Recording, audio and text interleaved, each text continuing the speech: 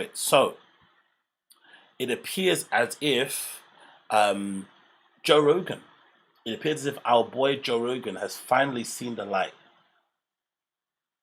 Oh, look at that! Look quite cool, isn't it? It's a good, that'd be a good album cover. Anyway, it looks like Joe Rogan has finally seen the light, and he has now publicly, in a weird Joe Rogan way, said in a roundabout way that Brendan's stand-up is pretty shitty, but he's a good guy and he's his friend. But he's also maybe admitted and also acknowledged that the whole weird thing that he was doing with Dana White and that conspiracy theory concerning UFC 297 was completely unhinged and obviously incorrect. This is the first, I think, occurrence of Joe actually publicly admitting or acknowledging that maybe some of the blowback that Brendan gets, blowback pause, or is that a pause or is that AO? I'm not really sure. But anyway, the blowback that flipping Brendan gets online is somewhat justified. Because one of the things that used to infuriate me about all those guys in general, number one, obviously, was the cowardice. You know, it took three women basically in Esther and Kalila and Annie to call him out for suddenly the floodgates open, people to say, okay, maybe he's not the nicest human being in the world. They were all scared to say anything because he was just Joe Rogan's friend. But in terms of him as a person, he's quite unlikable, right? And also the fact that all the things the fans were saying online weren't necessarily things that were like super out there. They were just things that he basically had done and said on podcasts that people didn't necessarily vibe with. And the really strange thing about most of the stuff that Brendan's done over the time, for the most part, they're things that can be easily fixed. Like even the issue that happened with Kalila, if he would have just kind of like put his hands up and said, "Hey, I fucked up. I shouldn't have obviously tried to hook up with a comedian's flipping girlfriend," right? It's something obviously I overstepped the mark. I'm really sorry. I'm embarrassed. What happened again?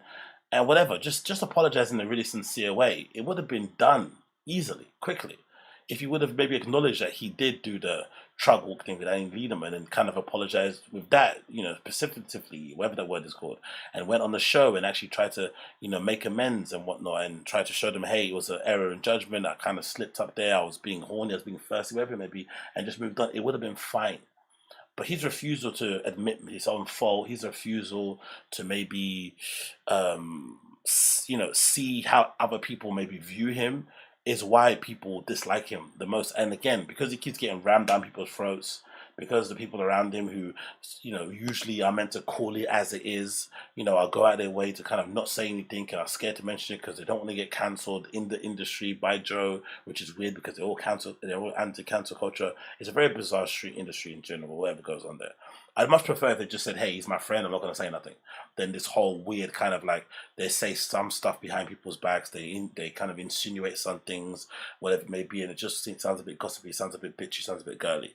But regardless, it looks like Joe's finally cracked and said something, because I guess that UFC 297 rant was just so unhinged and so, weird and wacky. He had an interview from Jerry Rogan's latest podcast with a guy called Will Harris, who I'm not really too familiar with. Again, don't shout at me. I'm assuming he's a very well-known and legendary UFC MMA fighter, but again, I've not really got into the UFC until, maybe the low 200s or whatever it may be, so I'm very, very green when it comes to this, so I'm not the most educated on who these people are. But he had an interview with a guy called Will Harris, who was speaking about, I guess, all things considering, Brendan Schaub and the recent card and Dana White and stuff. And he made some pretty good points about Brendan.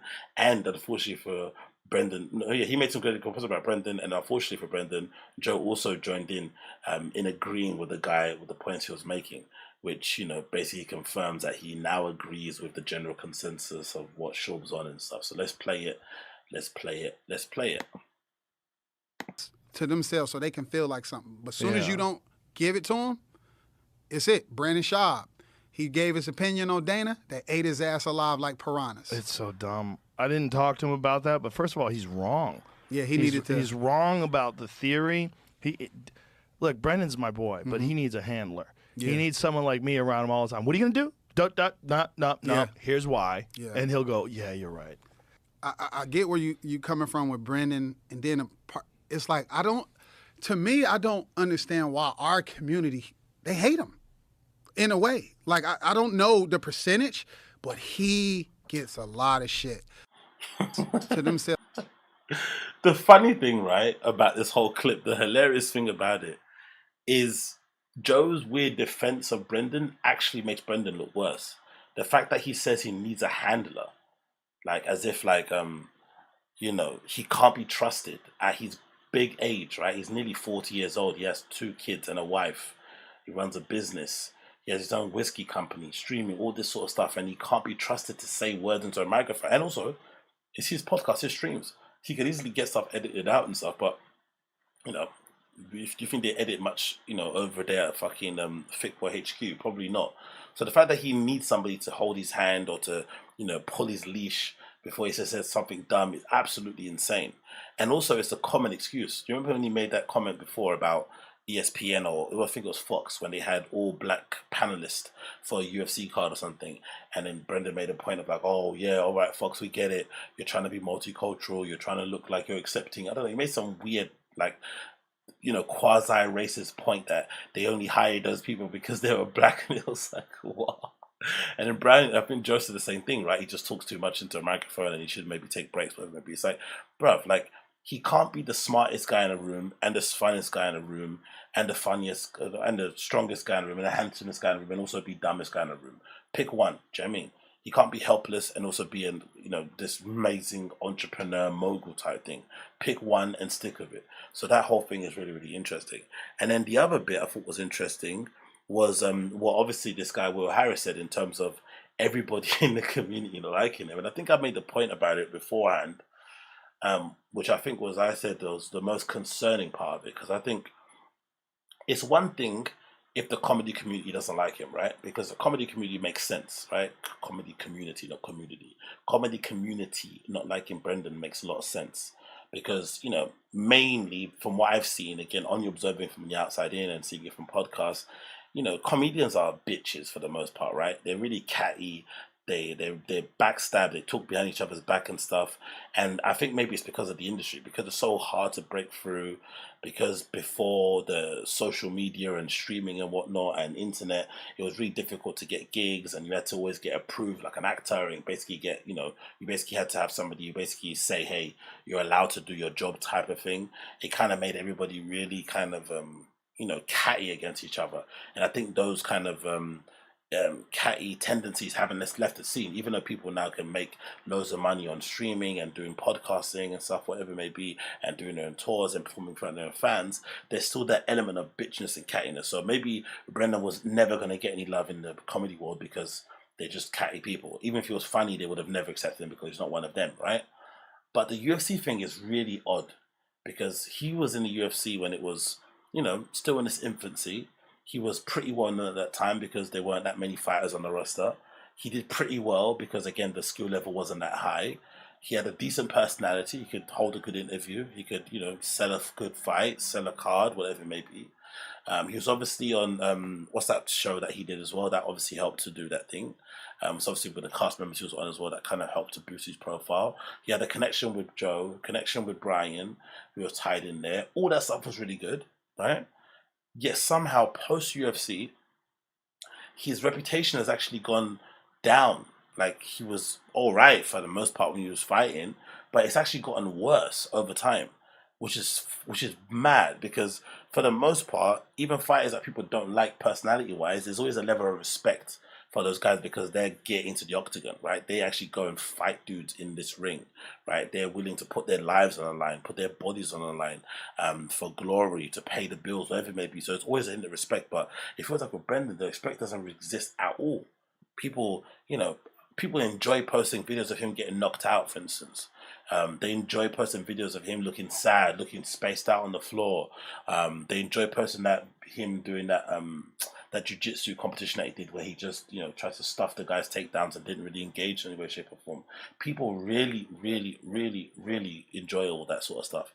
And it goes to show that, maybe there was always something in this guy, personality-wise, that people just never liked in the long run, because he was always disliked in the UFC, and then that kind of trickled into the stand-up world. Even though he started off okay, I think, in podcasting, comedy world, because like I said, I was a former fan of T-Fat K, and I used to love the podcast when it was on Fox, and he came across pretty well. He came across like the lovable sort of like jock that you're kind of rooting for, right? He what he reminded me of? Brendan Schaub back in the day. Brendan Schaub reminded me of Pat McAfee, right? That guy that's got that amazing podcast that used to be on Barstool Sports. He was a former NFL kicker and stuff, and he's just a really cool all-around dude, right? He reminded me of Pat McAfee earlier on. You went to root for him. Like, it didn't work out in his career. Maybe he kind of got injured or whatever it may be. And he was doing this other thing in media. And he was kind of, taking his friends along with him on the ride. And you went to kind of root for him as a fan. Aside, because you went to see him kind of achieve his dreams or kind of get some level of success in this thing that he kind of had to fall back on. But then over time, I don't know what happened. Maybe it was the gigs at E. Maybe it's the Hollywood thing. He just changed. But then maybe I don't. But that's the thing I'm thinking. Maybe he didn't change.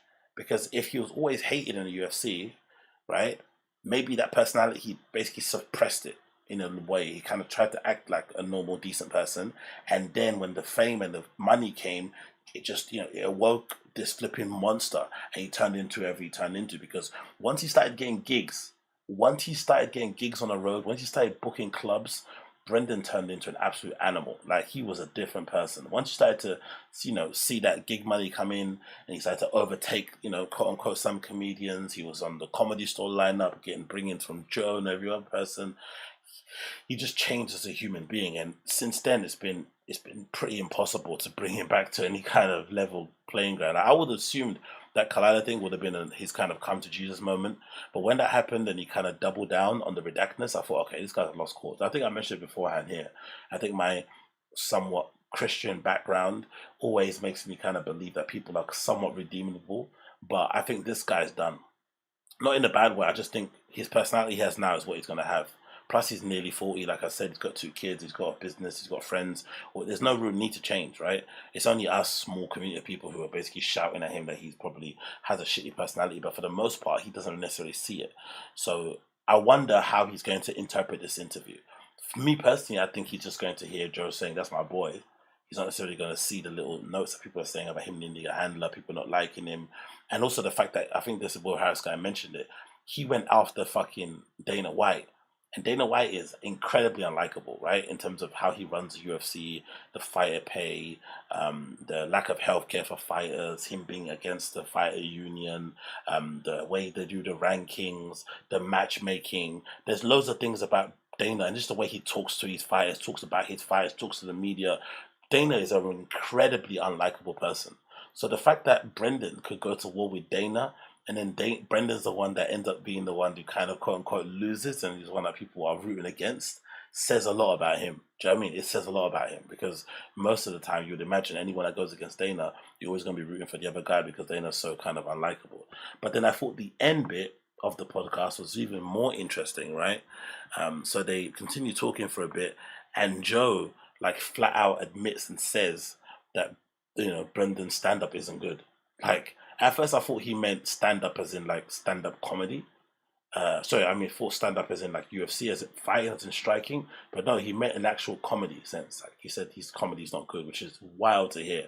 And again, it shows the changing temperature around the guy. And I don't think, again, this is a sad thing about the guy, because I feel like these mistakes could have been avoided so easily. This Kalila and Bobby Lee thing, I feel like it's been the final straw. Once he did all that stuff, I think a lot of people in the community, in the scene, just turned their back on him, because it goes to show with the show itself, right? They don't really have many big LA guests on anymore, because I think for the most part, most of those guys have sided with Bobby Lee.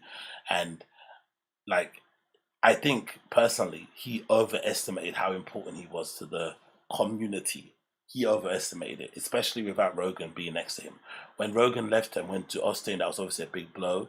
But when he got involved in that whole Bobby Lee Collider thing, the Annie Liederman stuff, I think he overestimated and didn't really understand the level at which he's disliked, especially within his own scene. I think for the fans and with random podcast listeners, he probably knows because he reads all the comments.